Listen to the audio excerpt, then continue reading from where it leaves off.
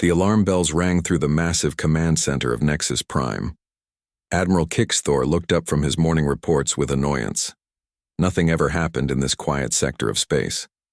The Valdarian Empire had ruled these star systems for so long that most species didn't even remember there were other ways to live. What is it now? Kixthor asked his communications officer. The alien had 4 arms and skin like green leather. He was from one of the many species that serve the Empire now. Sir, we have an unknown vessel approaching the outer detection grid. It's small, maybe the size of our shuttlecraft. The energy signature is strange. We've never seen anything like it before.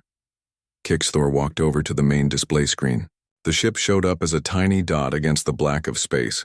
It looked harmless enough. Probably another primitive species looking for protection from the Empire. They got these requests all the time. Have they tried to contact us? He asked. Yes. Sir? They're requesting permission to approach for what they call a diplomatic meeting. The transmission is coming in clear galactic standard language. That was interesting. Most new species took months to learn proper galactic standard. This one seemed to know it already. Still, the ship was tiny. What could they possibly want? Put them through, Kixthor said. The main screen flickered and showed the inside of the alien ship. A human male sat in what looked like a command chair. He had dark hair and calm eyes. He wore a simple blue uniform with no fancy decorations. Greetings, the human said with a small bow of his head. I am Captain Lee Minho of the Terran vessel Explorer. We represent humanity and seek peaceful contact with your empire. Kixthor almost laughed. Another species wanting to join the Empire. This happened at least once every few months. Some primitive world would discover space travel and come looking for the protection of the Valdarian Empire. In exchange, they would give up their freedom and serve as workers or soldiers. Welcome to Imperial Space, Captain Lee Minho. I am Admiral Kixthor of the 3rd Border Fleet. What brings humanity to our territory? We have learned of your empire through long-range observations. We wish to establish diplomatic relations and discuss peaceful coexistence between our peoples. Peaceful coexistence? That was new. Most species just begged for protection right away. Kixthor decided to play along. We are always interested in meeting new species. You may approach Nexus Prime for a formal meeting. However, you should know that all species in this sector serve the Empire. We provide protection and order in exchange for loyalty. Captain Lee Minho nodded politely. We understand your position, Admiral. We hope to find a solution that works for everyone. The transmission ended. Kixthor turned to his sensor operator, another multi-armed alien from a conquered world. What can you tell me about their ship? It's strange, sir. The hull appears to be made of some kind of metal we don't recognize. The power signatures are unlike anything in our database. When I tried to do a deep scan, something blocked me. Blocked you? Show me. The sensor operator's fingers danced over his controls. Here, sir. I can get basic information like size and speed. But when I try to scan their weapons, shields, or internal systems, I get nothing. It's like they have some kind of jamming technology. Kixthor frowned. Jamming technology was not something primitive. Species usually had, but the ship was so small. How much of a threat could it be? Keep monitoring them. Let me know if anything changes. The human ship moved slowly toward Nexus Prime. It followed all the proper approach routes and responded to all traffic control requests.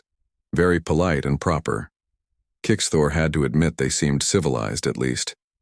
3 hours later, the human ship reached the outer docking ring of Nexus Prime. The station was enormous, big enough to house 1 million beings. It served as the administrative center for this entire sector of Imperial space. Hundreds of ships came and went every day, bringing reports from distant worlds and carrying Imperial orders back out to the frontier.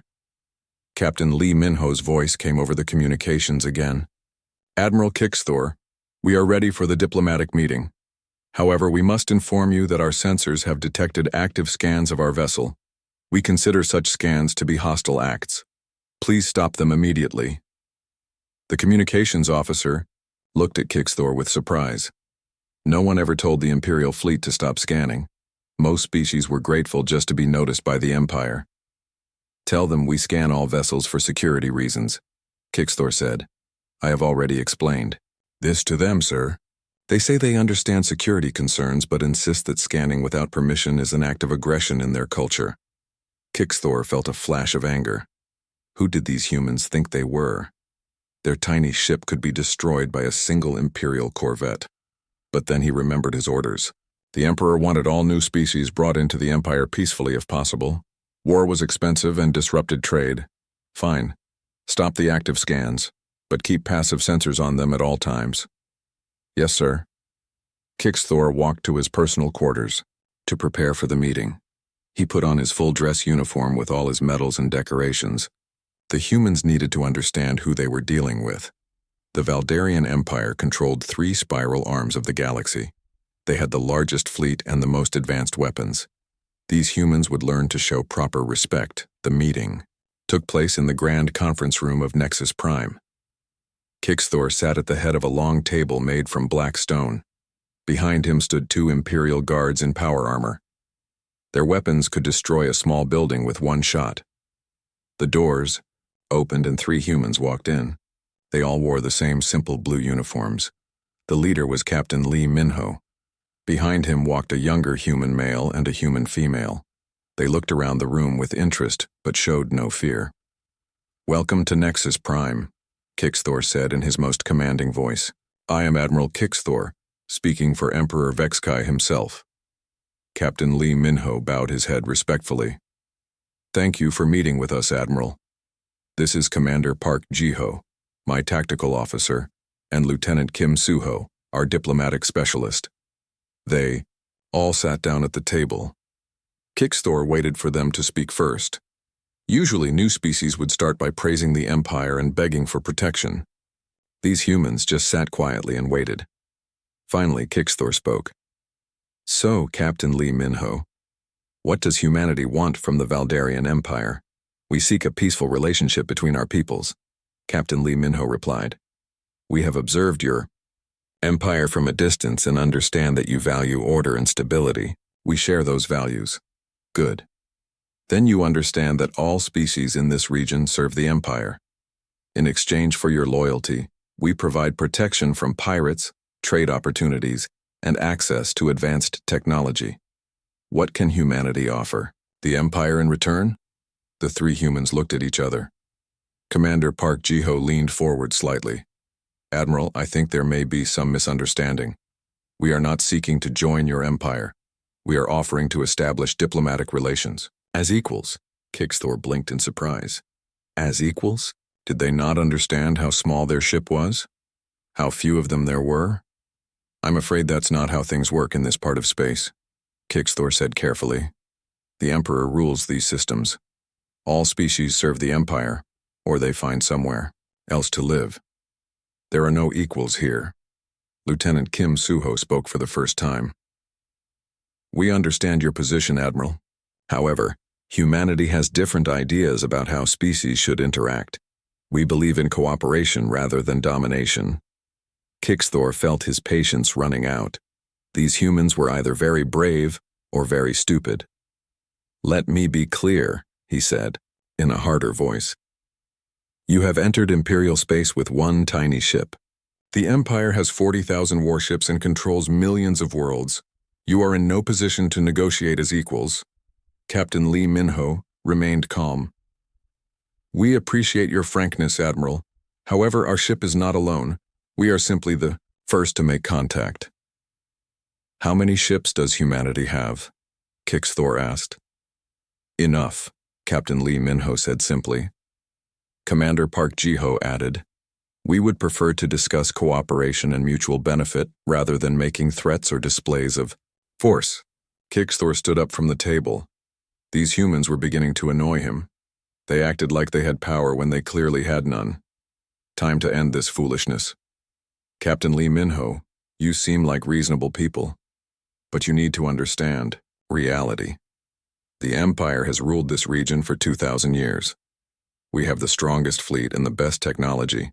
No species has ever successfully challenged us. We have no wish to challenge you," Captain Lee Minho said. "We simply want to exist in peace.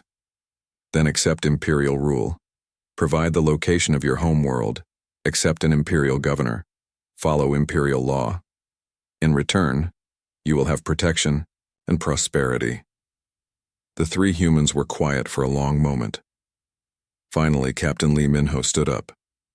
"I'm sorry, Admiral, but that is not acceptable to my people.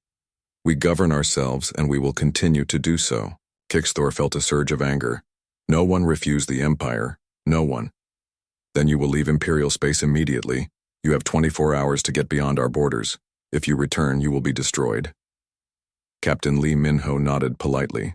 "We understand your position. We will leave as requested. But please know that this offer of peaceful relations remains open. We hope that in time, your people will see the benefits of COO." The bridge of the Terran vessel Explorer was quiet as it moved away from Nexus Prime. Captain Lee Minho sat in his command chair, watching the Imperial station grow smaller on the main screen. Behind him, Commander Park Ji-ho worked at the tactical station while Lieutenant Kim Soo-ho reviewed diplomatic protocols at her console. "How did we do?" asked Lee Minho. Lieutenant Kim Soo-ho looked up from her datapad. "About what we expected, Captain. They see us as just another primitive species looking for protection." Admiral Kixthor showed all the classic signs of Imperial arrogance. Commander Park Ji-ho turned away from his console. "Their scans were more aggressive than our intelligence suggested they would be. I had to use level 3 jamming to keep them out of our systems. They definitely noticed the interference." "Good," said Lee Minho. "We want them curious but not alarmed. Not yet, anyway." At the engineering station, Chief Engineer Bae Hyun looked up from his displays. "Captain, I've been mapping their sensor network while we talked. It's impressive in size but not very sophisticated. They rely on brute force rather than clever design." "What about their ships?" Lee Minho asked. "Big and heavily armed, but slow. Their energy systems are inefficient. They make up for it by building everything oversized. Classic Empire thinking."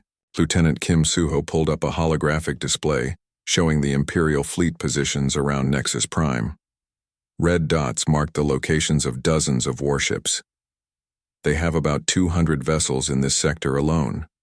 Most of them are older, designs probably 50 to 100 years old. Lee Minho nodded. "Any sign they're preparing to follow us?" Commander Park Ji-ho checked his sensors. "One squadron moving to intercept course. 6 ships, Corvette class. They're trying to look casual about it, but they're definitely tracking us." "Expected," said Lee Minho. "They need to save face after we refuse their offer. Can't let word spread that someone said no to the Empire." The Explorer continued its steady course toward the edge of Imperial space. The ship looked simple from the outside, but appearances were deceiving. Hidden beneath the plain hull were weapons and defensive systems that represented the best of human technology.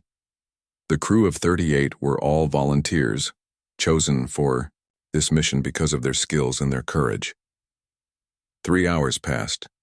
The Imperial squadron stayed at a respectful distance, following but not interfering.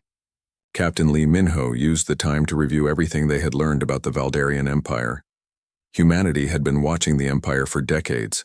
Long-range observation posts had studied their expansion, their tactics, and their treatment of conquered species. The picture was not pretty. The Empire ruled through fear and overwhelming force. Species that joined willingly were treated well enough, but those who resisted were crushed without mercy. Entire civilizations had been reduced to slave labor. Unique cultures had been erased and replaced with imperial standards. Billions of beings lived under the heel of Valdarian rule, too afraid to resist and too proud to accept their fate. Humanity had debated for years about what to do. Some wanted to avoid contact entirely. Others argued for immediate military action. In the end, they chose the diplomatic approach. Give the Empire a chance to change peacefully. If that failed, then other options would be considered.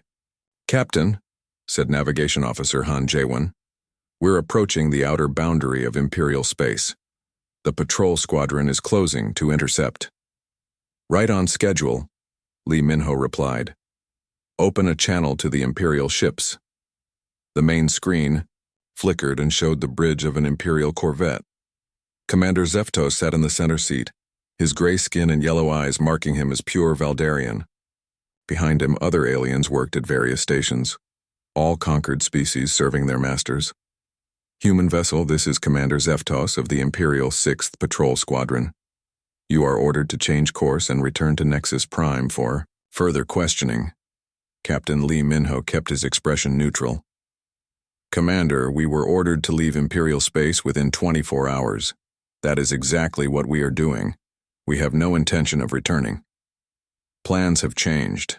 Admiral, Kixthor wants to ask you some additional questions. Turn around immediately or we will be forced to disable your ship. Lee Minho looked at Commander Park Jiho, who shook his head slightly. The Imperial ships were powering up their weapons but keeping them offline. A show of force, nothing more. Commander Zeftos, we have complied with all Imperial requests. We are leaving your territory as ordered. We have no desire for conflict. Last warning, human, change course now or face the consequences. Lee Minho sighed. Very well, Commander. If you insist on conflict, we will defend ourselves. But please, understand that we tried to avoid this. Commander Zeftos laughed, a harsh sound. One small ship against 6 Imperial corvettes, you must be joking. Power down your engines and prepare to be boarded. I'm afraid we cannot do that, Lee Minho said calmly. The transmission ended. On the tactical display, the 6 Imperial ships moved into attack formation. They were sleek vessels, each 3 times the size of the Explorer. Their hulls bristled with weapons and their shields shimmered with defensive energy. All hands, battle stations, Lee Minho announced over the ship's communication system. Throughout the Explorer, 38 human crew members prepared for combat. Despite being outnumbered 6-1 by larger ships, none of them seemed worried. Commander, Park Jiho's fingers moved over his tactical console. Weapons ready, Captain. Should I target their engines or their weapon systems? Engines first. We want to disable, not destroy. These people are just following orders. Understood. The Imperial ships opened fire first. Bright beams of energy lanced out toward the Explorer. The human ship seemed to shimmer and the energy beams passed right through it without causing damage. Commander Zeftos stared at his tactical display in confusion. What happened? Why didn't our weapons hit? His tactical officer, a reptilian alien from a world conquered 50 years ago, checked his instruments. Sir, they appear to have some kind of defensive screen we've never seen before. Our targeting, computers can't get a lock on them. Then fire at where they are, not where the computers say they are. The Imperial ships fired again, this time using visual targeting. The energy beams struck the Explorer's hull and seemed to splash off like water hitting a rock. No damage, no effect at all. Aboard the Explorer, Lieutenant Kim Suho monitored the Imperial transmissions. They're getting confused and frustrated, Captain. Their weapons aren't having any effect and they don't understand why. Time to show them what human engineering can do, Lee Minho said. Commander Park, return fire, disable only. With pleasure, Captain. The Explorer's hull seemed to ripple and shift. Panels that had looked like simple metal plating retracted to reveal weapon ports. What emerged were not the crude energy cannons the Imperials expected, but precise surgical instruments of war. Thin beams of coherent energy reached out from the human ship. They were too fast for the Imperial sensors to track and too precise for their defenses to stop. Each beam found its target with perfect accuracy. The first Imperial corvette shuddered as its engine systems shut down completely. The ship went dark and began drifting. The second corvette tried to change course but found its control systems no longer responding. The third ship's weapons powered down even as its crew tried desperately to restart them. Within 90 seconds, all 6 Imperial ships were floating dead in space. Not destroyed, not damaged, simply shut down. Their crews were unharmed, but their ships were completely helpless. Commander Zeftos sat in his command chair, staring at his dead control panels. Emergency power provided dim lighting, but nothing else worked. Life support was running on backup systems. The ship's main computer was completely offline. What did they do to us? He whispered. His tactical officer had no answer. The human ship had done something impossible. Their weapons had somehow shut down every system on all 6 Imperial ships without causing any structural damage at all. Captain Lee Minho's voice came over their emergency communication channel. Commander Zeftos, this is Captain Lee Minho. Your ships have been disabled to prevent further hostilities. Your crews are unharmed, and your life support systems are functioning. We will now continue our departure from Imperial space. Wait, Zeftos called out. How did you do this? What kind of weapons are those? The kind we prefer to use, Commander. We disable rather than destroy whenever possible. We hope you will remember this when you report to your superiors. The explorer moved away, leaving the 6 Imperial ships, drifting helplessly. It would take hours for rescue vessels to arrive from Nexus Prime. Hours during which Commander Zeftos would have to think about what had just happened. Back on Nexus Prime, Admiral Kixthor received the first reports with disbelief. One human ship had disabled an entire patrol squadron? Impossible. There had to be some mistake. Get me a direct line to Commander Zeftos, he ordered. Sir, their communication systems are down. We're only getting emergency signals. Kixthor felt a chill run down his spine. If the human ship could disable Imperial vessels so easily, what else could they do? He activated the sector-wide communication system. All ships, this is Admiral Kixthor. I want every available vessel to intercept the human ship. Use maximum force. Destroy them immediately. Across the sector, Imperial commanders received the Imperial fleet spread across the star system like a massive net. Admiral Kixthor stood on the bridge of his flagship, the mighty dreadnought Eternal Dominion, watching the tactical display with growing satisfaction. 53 Imperial warships had surrounded the human vessel. There was no escape. Sir, reported his sensor officer, the human ship has stopped at the edge of the asteroid belt. They're just sitting there. Probably realize they're trapped, Kixthor said with confidence. Signal all ships. Prepare to open fire on my command. This time, there will be no mercy. But even as he spoke, something nagged at him. The humans had been so calm during their diplomatic meeting. Even when faced with overwhelming force, they hadn't shown any fear. Now their ship sat motionless in space, not trying to run or hide. It was almost like they were waiting for something. Captain Lee Minho stood on the bridge of the Explorer, watching the Imperial ships take their positions. His crew worked quietly at their stations, showing no signs of stress, despite being outnumbered more than 50 to 1. How long until Admiral Cho arrives? He asked. Navigation Officer Han Jae-won checked his calculations. 12 minutes, Captain. The advance force is coming in fast. Good. Signal the Imperial fleet. Let's try one more time to avoid unnecessary bloodshed. The main screen flickered to life, showing Admiral Kixthor on the bridge of his flagship. The Valdarian looked angry and determined, his yellow eyes blazing with fury. Captain Lee Minho, Kixthor said in a hard voice, you have caused enough trouble. Surrender immediately or be destroyed. You have 60 seconds to decide. Lee Minho kept his expression calm and reasonable. Admiral, we have no wish to fight your people. We're willing to leave peacefully, as we were doing before your patrol squadron attacked us. You disabled 6 Imperial vessels. That act of aggression cannot go unpunished. We defended ourselves when attacked. We could have destroyed those ships, but we chose not to. We're offering you the same choice now. Kixthor laughed harshly. The same choice? You have 1 ship against 53. What choice can you possibly offer? The choice to step back and avoid a conflict that will benefit no one. We came here in peace. We can still leave in peace if you allow it. Your time is up, human. Prepare to die. The transmission ended. Across the Imperial fleet, weapons powered up and targeting systems locked onto the Explorer. The human ship sat quietly in space, making no aggressive moves. All ships, Admiral Kixthor commanded.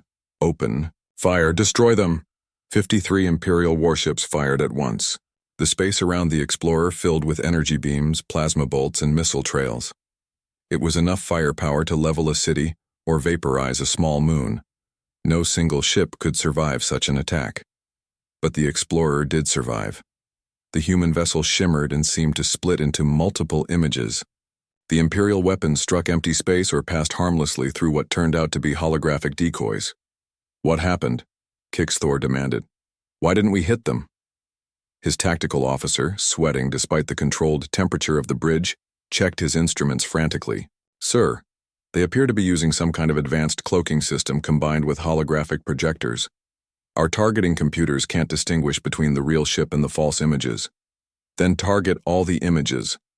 We already did, sir. The false images aren't solid. Our weapons pass right through them. On the bridge of the Explorer, Commander Park Jiho monitored the Imperial attack with professional interest. Their weapons are powerful but poorly coordinated, he reported. No adaptive targeting, no pattern recognition. They're basically firing blindly and hoping to get lucky. How much longer can we maintain the illusion? Asked Lee Minho. Chief Engineer Bae Hyun answered from his station. The holographic projectors are running hot, but we can keep this up for another 10 minutes if necessary. It won't be necessary, said Lee Minho, checking the time. Admiral Cho should be arriving any moment now. Space rippled and 6 new ships appeared as if materializing from nothing. They were larger than the Explorer, with sleek hulls that seemed to absorb light. The lead vessel, the Rising Phoenix, immediately sent a transmission on all Imperial frequencies. Imperial Fleet, this is Admiral Cho Seungri of the Terran destroyer Rising Phoenix.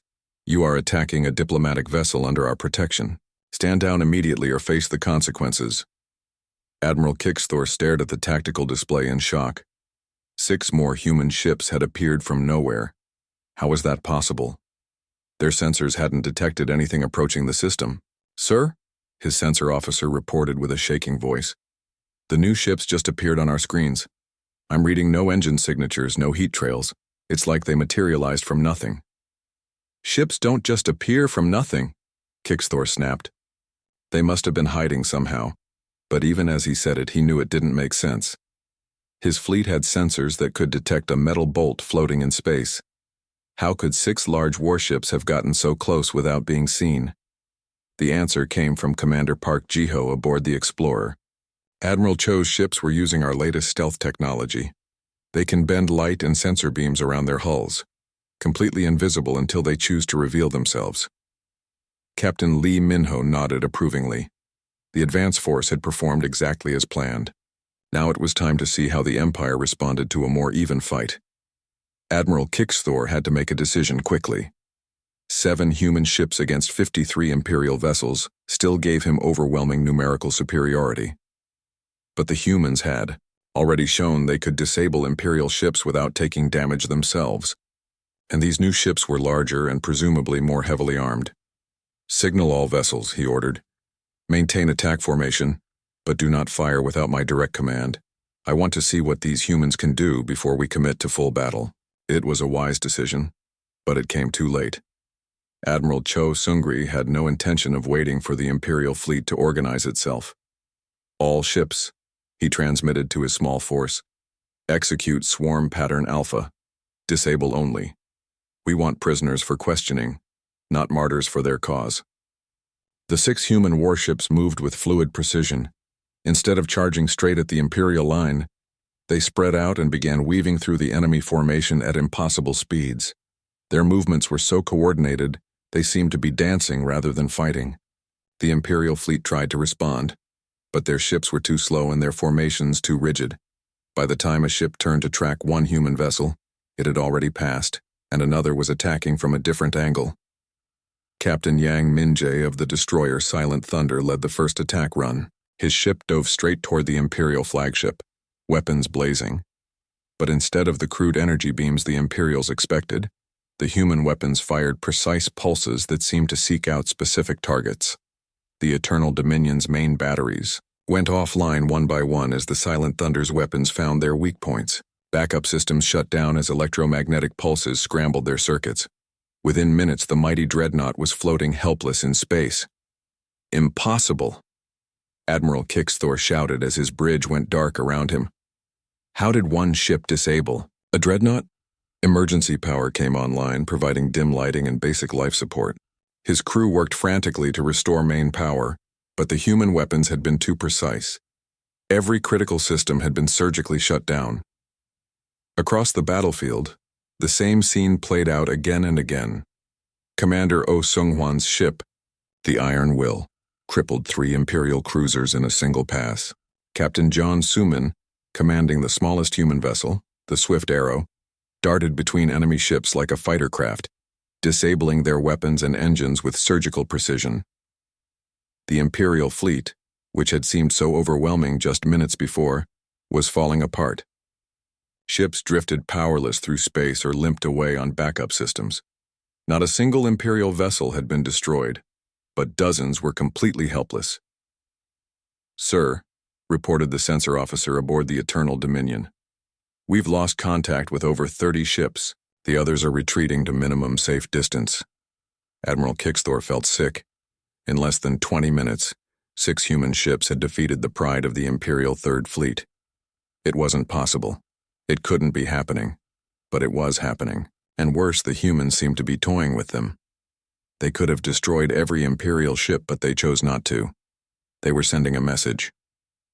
"We are so superior that we don't even need to kill you to defeat you," Captain John Suman's voice came over the emergency communications channel, broadcasting to the entire Imperial fleet. "Attention Imperial forces. This is Captain Jian Suman of the Terran vessel Swift Arrow. We have disabled most of your ships to prevent further hostilities. Your crews are unharmed, and rescue operations can begin immediately." She paused, and when she spoke again, her words sent chills through every Imperial officer who heard them. "Please understand that what you have witnessed today was merely our advanced reconnaissance force. Our main battle fleet is still 3 days away from this system. We suggest you use that time to reconsider your position on peaceful coexistence." The transmission ended, leaving the surviving Imperial ships in stunned silence. 3 days away? If this small force could destroy an entire Imperial fleet, what could their main battle group do? Admiral Kixthor activated his personal. The emergency session of the Imperial High Council had been going on for 18 hours.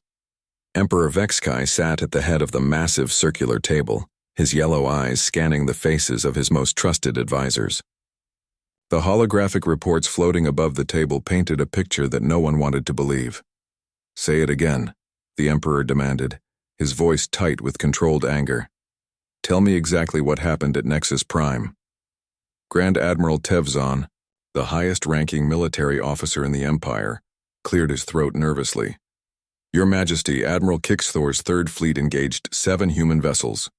The human ships used unknown technology to disable 53 Imperial warships without destroying a single one. Our casualties were minimal, but the defeat was complete. And their claim about a main battle fleet? We have no intelligence on its size or location, Your Majesty, but if their advance force was that powerful, we must assume the main fleet poses a serious threat." Emperor Vexkai stood and walked to the great window that looked out over the capital city of the Empire. Millions of lights stretched to the horizon, representing the heart of a civilization that had ruled 3 spiral arms for 2 millennia. The thought that it could all be threatened by one unknown species was almost impossible to accept. "What do we know about these humans?" he asked.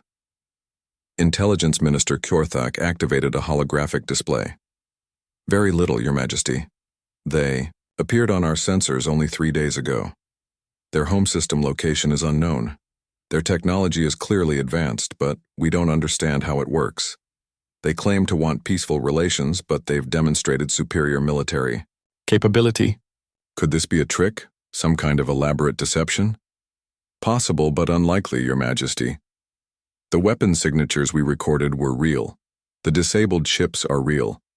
Whatever these humans are using, it's not an illusion." The Emperor returned to his seat and considered his options. The Empire had faced challenges before, but never anything like this. Usually superior firepower was enough to solve any problem. Now they faced an enemy that made their firepower look primitive. "What are our options?" he asked. Grand Admiral Tevzon spoke first. "We could mobilize the entire Imperial fleet. Every ship, every world, every resource focused on destroying these humans before their main force arrives. And if that fails, then the Empire falls." The room fell silent. For 2,000 years, no one had dared speak those words in the presence of the Emperor.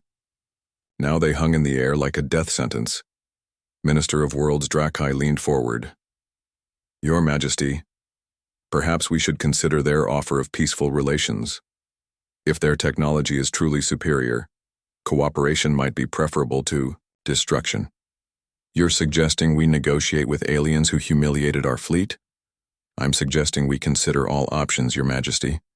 Pride is a luxury we may no longer be able to afford. Emperor Vexkai was quiet for a long moment. Then he made his decision.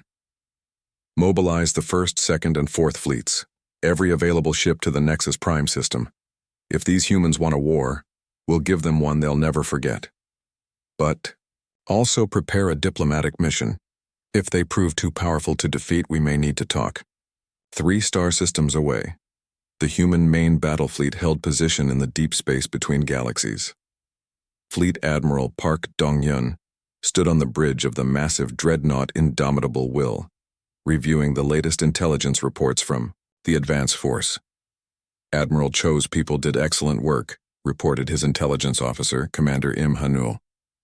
The Imperial fleet is in full retreat and their government is in emergency session. Our psychological warfare specialists estimate a 60% chance they'll try to negotiate and a 40% chance they'll mobilize everything they have for a final battle. Either way, we're ready, Admiral Park replied. What's our current strength? 63,000 combat vessels, sir. Everything from fighters to dreadnoughts. We also have the support ships, troop transports, and construction vessels for occupation duties if necessary. Admiral Park nodded. The human fleet was massive, but it needed to be. The Empire controlled millions of worlds and had countless species under its rule. Defeating them was only the first step. The real challenge would be establishing a new government that gave freedom and self-determination to all those conquered peoples. Signal all ship commanders, he ordered. We begin the final approach in 6 hours, destination the Imperial Capital System. The bridge crew acknowledged the order and went to work.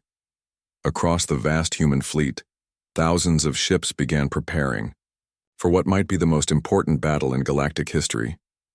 Back in Imperial space, the mobilization was proceeding with desperate speed. Ships that had been in dock for repairs were pushed back into service.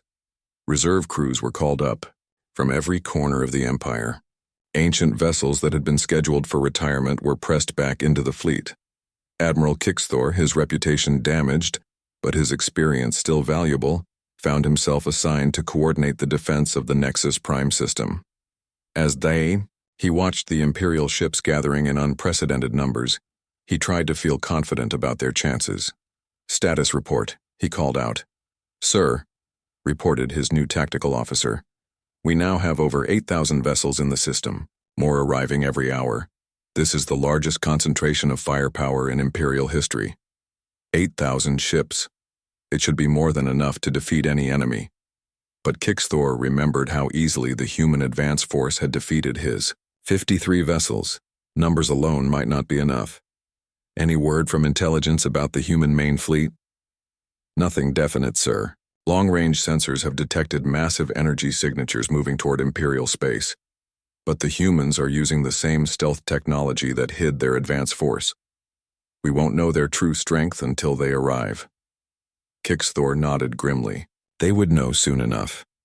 The human fleet arrived not with fanfare or dramatic announcements, but simply by appearing where no ships had been moments before. One moment, the space around the Imperial capital system was empty, except for the usual traffic. The next moment, it was filled with more warships than had ever been assembled in one place. The sight was so overwhelming that it took several minutes for Imperial sensors to count them all. When the final tally came in, it broke the spirit of every Imperial officer who heard it. Sir, the sensor operator reported to Admiral Kixthor, his voice barely a whisper. I count 63,000 human vessels. Repeat, 63,000 enemy contacts. The bridge of the Eternal Dominion went completely silent. 8,000 Imperial ships against 63,000 human vessels. Even if the humans had been using primitive technology, the odds would have been hopeless. With their advanced weapons and defenses, it wasn't a battle. It was suicide. Admiral Kixthor activated the emergency communication system. All ships, this is Admiral Kixthor. Do not engage the enemy unless directly attacked. Repeat, do not fire unless fired upon. There was no point in starting a fight. They couldn't possibly win. The human fleet arranged itself in a perfect sphere around the Imperial capital world. At the center, the massive dreadnought Indomitable Will positioned itself directly above the planet's primary continent. Its message was clear. The Empire's heart was completely defenseless. Emperor Vexkai stood in his palace, looking up at the sky through the great dome of crystal that crowned his throne room. He couldn't see the human ships with his naked eye, but he knew they were there. Thousands of them, each one capable of reducing his world to ash. Your Majesty, his aide reported, the human fleet commander is requesting a meeting. He says he prefers to discuss terms in person, rather than through long-range communication. The Emperor almost laughed. Terms? What terms could there possibly be? He had 8,000 ships against 63,000. His empire was finished, and they both knew it. Very well. Arrange a meeting in the Grand Hall. Full ceremonial guard. If we're going to surrender, we'll do it with dignity. 2 hours later, Fleet Admiral Park Dong-yun materialized in the center of the Grand Hall via transport beam. He was a tall man with graying hair and calm eyes. He wore a simple uniform with minimal decorations. Behind him appeared two other officers, Communications Officer Im Hanul and Strategic Planning Officer Li Jiwan. Emperor Vexkai sat on his throne, surrounded by hundreds of Imperial guards in full ceremonial armor. The hall was vast enough to hold 10,000 people, with pillars that reached toward a ceiling lost in shadows. It was designed to intimidate and inspire awe in visitors. Admiral Park looked around the hall with interest, but showed no signs of being impressed. He walked forward until he stood at the foot of the throne, then gave a slight bow of respect. Your Majesty, he said in perfect Valdarian, I am Fleet Admiral Park Dong-yun of the Terran Federation. I come to discuss the future of this region of space. The future is quite clear, Emperor Vexkai replied. You have the superior force. Name your terms for our surrender. Admiral Park shook his head. You misunderstand the situation, Your Majesty. We're not here to conquer your empire. We're here to change it. Change it how? Into something better, something that serves all, the species in this region, not just one. Something based on cooperation rather than domination. The Emperor leaned forward on his throne. You want to replace me with a human ruler? No, Your Majesty. 23 hours had passed since the humans delivered their ultimatum. Emperor Vexkai had not slept. He had spent the night walking through his palace, looking at the artifacts and treasures collected from 1,000 worlds. Each piece represented a conquered civilization, a species brought under imperial rule. For 2,000 years, he and his ancestors had seen these as symbols of success. Now they looked like evidence of crimes. The morning light streamed through the crystal dome above his throne room as he prepared to meet with the human representatives one final time. Around him, his advisors waited nervously. The Imperial fleet still surrounded the capital world, but everyone knew it was meaningless. The humans had demonstrated they could disable Imperial ships without breaking stride. Your Majesty, Grand Admiral Tevzon said quietly, if you decide to resist, the fleet is ready to fight to the last ship. And accomplish what? The Emperor replied, Die gloriously while billions of innocent people suffer the consequences? No, Admiral, that time has passed. The transport beam activated and Fleet Admiral Park Dong-hyun appeared in the center of the throne room. This time he was accompanied by different officers. Captain Lee Minho from the original diplomatic mission, and Ambassador Song Minji, a woman whose calm demeanor suggested years of experience in difficult negotiations. Your Majesty, Admiral, Park said with a slight bow, have you reached a decision? Emperor Vexkai stood from his throne and walked down to meet the humans at ground level. It was a gesture that sent shockwaves through his court. Never in imperial history had an emperor left his throne to speak with visitors. I have, he said simply. I accept your proposal. The Empire will transition to the Galactic Confederation under your supervision. But I have conditions. Admiral Park nodded. We're listening. First, no Imperial personnel will be executed or imprisoned for following orders. My people were serving their government as they understood it. They should not be punished for loyalty. Agreed, Ambassador Song replied. We're interested in justice, not revenge. War criminals will face trial, but ordinary soldiers and officials will be given the chance to serve the new government. Second, the transition must respect existing trade agreements and economic relationships. Billions of people depend on the current system for their livelihood. Any changes must be gradual enough to avoid economic collapse. Captain Lee stepped forward. We've already prepared detailed economic transition plans. No one will starve while we rebuild the political system. And third, the Emperor continued, I want guarantees that this confederation will actually be democratic. I won't simply trade Valdarian rule for human rule. If you're going to claim this is about freedom, prove it. Admiral Park smiled slightly. Your Majesty, let me show you something that might address your concerns. He activated a holographic communicator that displayed the bridge of a massive starship. But the crew was not human. Instead, various alien species worked together at different stations. The captain appeared to be from a species with blue skin and multiple arms. Your Majesty, Admiral Park said, this is Captain Zathara of the Terran Federation vessel Harmony. She and her crew are from the Andorian system, which joined our Federation 40 years ago. Captain, would you please explain to His Majesty how your people's transition worked? The blue-skinned captain bowed respectfully. Your Majesty, when humanity first contacted our system, we were ruled by a military dictatorship that had oppressed our people for centuries. The humans offered us the same choice they're offering you now. We chose cooperation, and it was the best decision our species ever made. We kept our own government, our own culture, our own way of life. But we gained representation in the Federation, Council, access to advanced technology, and most importantly, genuine freedom for our people. I command this ship not because humans appointed me, but because my own people elected me to this position. The transmission ended. Emperor Vexkai looked thoughtful. How many species belong to your Federation? Currently 147, Ambassador Song replied. Humans are actually a minority in our government. We have only 30% of the seats in the Federation Council. Every major decision is made by democratic vote of all member species. This revelation stunned the Imperial Court.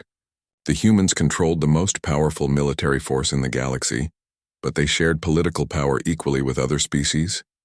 It went against everything the Empire believed about power and control. Why? The Emperor asked.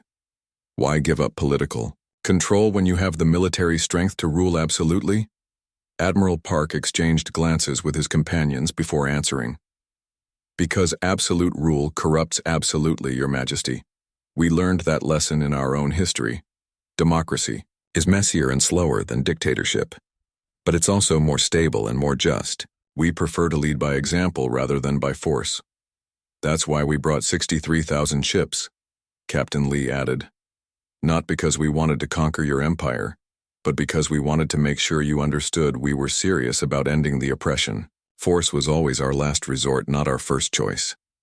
Emperor Vexkai walked back toward his throne, then stopped and turned around. Fleet Admiral Park, if I agree to this transition, what happens to me personally? Do I become some kind of figurehead while humans make the real decisions? That depends on you, Your Majesty. If you truly commit to democratic reform, you could become the first elected president of the Galactic Confederation. The transition government would serve for 2 years while we establish democratic institutions. Then there would be free elections for all major positions. And if I run for president and lose, then you step down gracefully and let the winner take office. That's how democracy works. The Emperor was quiet for several minutes, considering everything he had heard. Finally, he looked up at the crystal dome above his throne room. Soon, human ships would be landing on his world, bringing representatives who would help guide the transition to democracy. Everything he had known was ending, but perhaps something better was beginning. Very well, he said firmly. Let it be. Known throughout the Empire that I, Vexkai, last Emperor of the Valdarian Empire, do hereby dissolve the Imperial government and accept the formation of the Galactic Confederation. Let the transition begin immediately. The words echoed through the vast throne room and were immediately broadcast across the Empire. On 1,000 worlds, billions of beings heard the news that 2 millennia of Imperial rule had come to an end. Some wept with joy. Others feared what would come next, but all understood that the galaxy had changed forever. Admiral Park activated his communicator and sent a message to the human fleet. All ships, stand down from battle stations. Begin phase. One of the transition protocol. Deploy diplomatic teams to all major Imperial worlds. The Confederation is born. Across the human fleet, crews who had been prepared for the largest battle in galactic history instead began preparing for the largest peacekeeping operation in galactic history. Ships that had been loaded with weapons began loading supplies and humanitarian aid. Captain Lee approached the former Emperor. Your Majesty, we'd like to invite you to visit Earth, to see for yourself how a democratic society functions. It might help you understand what we're trying to build here. Emperor Vexkai nodded slowly. I would like that, Captain. But first, I have something to tell my people. Something they need to understand about what's really been happening. He walked to the great balcony that overlooked the capital city and activated the planetary communication system. His voice carried to every corner of the world and was relayed to every system in the former empire. My people, he began. Today marks the end of our empire and the beginning of something new. I know many of you are afraid, but I want you to understand something important. The humans who now surround our world came here not as conquerors, but as liberators. For 2,000 years we have ruled through fear and force.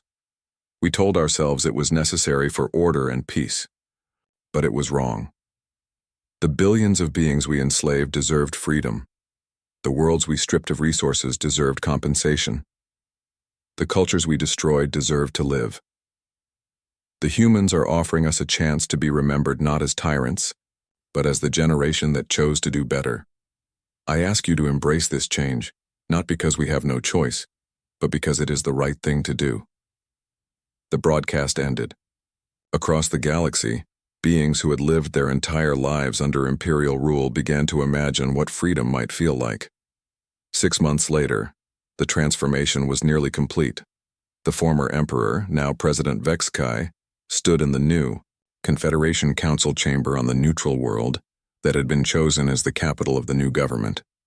Around him sat representatives from hundreds of species, debating trade policies and environmental protection laws. It was messy and sometimes frustrating, but it was also beautiful. For the first time in galactic history, every voice was heard. Captain Lee Minho, now Ambassador Lee, approached the President's desk. Sir, we've received the final reports from the Transition Commission. All former Imperial worlds have established democratic governments. The slave labor camps have been closed and the workers relocated to new homes with full citizenship rights.